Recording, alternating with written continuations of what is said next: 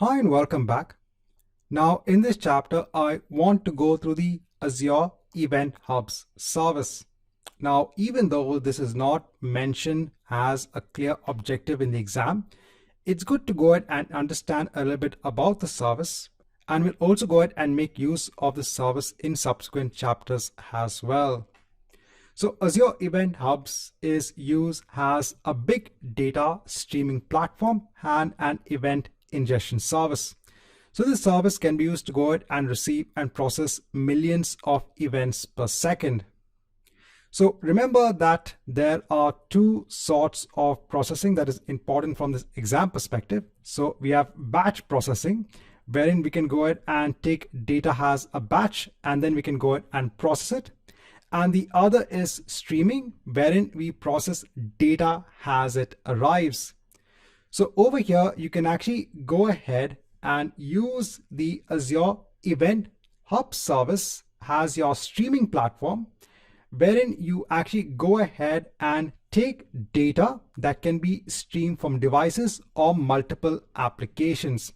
So you might have your mobile devices, you might have your IoT enabled devices, you might have your applications that could go ahead and send data onto Azure Event Hubs.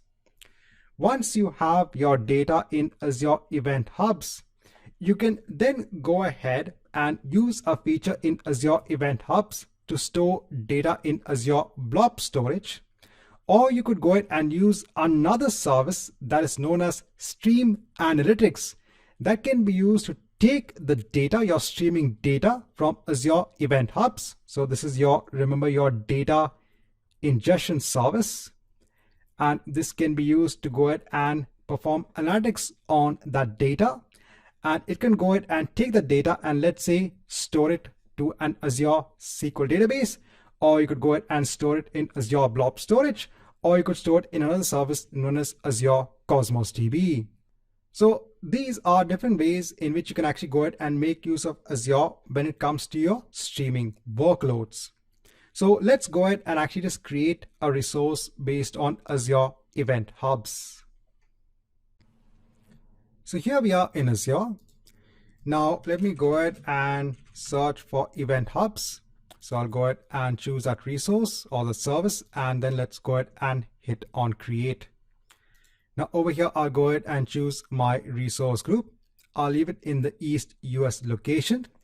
The first thing that we have to do is to go ahead and give a namespace name. So it needs to be unique. Right, so that's done. Now in the pricing tier, I'm going to go ahead and choose standard. I'll leave everything as it is because we don't have to go into much details onto the Event Hub service itself. I'll go on to next for features, leave everything as it is. I'll go on to review and create, and let me go ahead and create this namespace. Let's come back once we have this namespace in place. Now, once we have the namespace in place, let me go ahead onto the resource. Now in this namespace, we will go ahead and now create that event hub. So if I go ahead and just click on create event hub, let me go ahead and just give a name for the hub, and let's go ahead and hit on create. So within the namespace itself, we are now going ahead and creating the event hub. So if you go ahead and scroll down, so in event hubs, so you have this event hub in place. So now this event hub has the ability to go ahead and ingest data from different sources. You could go ahead and have an application, and you could go ahead and program that application in such a way to go ahead and send data on to this event hub. So over there, you will actually go ahead and use the software development kits that are available from Microsoft for the Azure platform to go ahead and send data onto the event hub.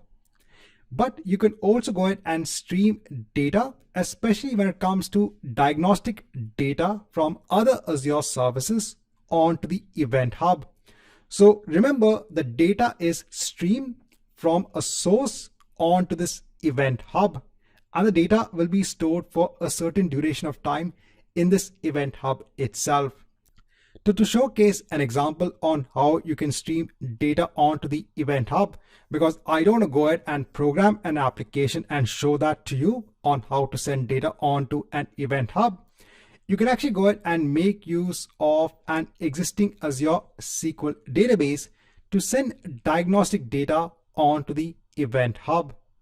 So over here, I have one existing Azure SQL database in place. Now for this particular database, if I go ahead and scroll down, so over here we have something known as diagnostic settings. So this is mostly available for most of the Azure services. So over here, let me go ahead and click on add diagnostic setting. Over here, let me go ahead and give a setting name. So after giving the setting name, so over here on the left-hand side, you can actually go ahead and send different log information about the database itself. If you go ahead and scroll down, you can also go ahead and send metrics about the database as well. And where can you send all of this diagnostic information onto? So you can go ahead and send it either onto a log annex workspace, either onto a storage account, or you could go ahead and stream it onto an Event Hub. You can actually go ahead and stream the data onto all of these destinations at the same time. You can also go ahead and create multiple settings, diagnostic setting for the database itself. So what I'm going to go ahead and do, I'll go ahead and choose the basic metric for the database. And let me go ahead and stream it onto an Event Hub. Now in the Event Hub, I'll go ahead and choose my Event Hub namespace. Over here, I can go ahead and choose my Event Hub, and let me go ahead and click on Save. So now over here, it should be going ahead and saving this diagnostic setting. So now it's going to send the metrics about the database, the basic metrics about the database onto our Event Hub. Now it will take some time for the data to be streamed onto the Event Hub. If you go on to the Event Hub itself, over here, you will not see any sort of ability to go ahead and see the data that is being streamed onto the Event Hub directly itself. There is no interface over here that actually allows you to go ahead and consume the events, to see the events.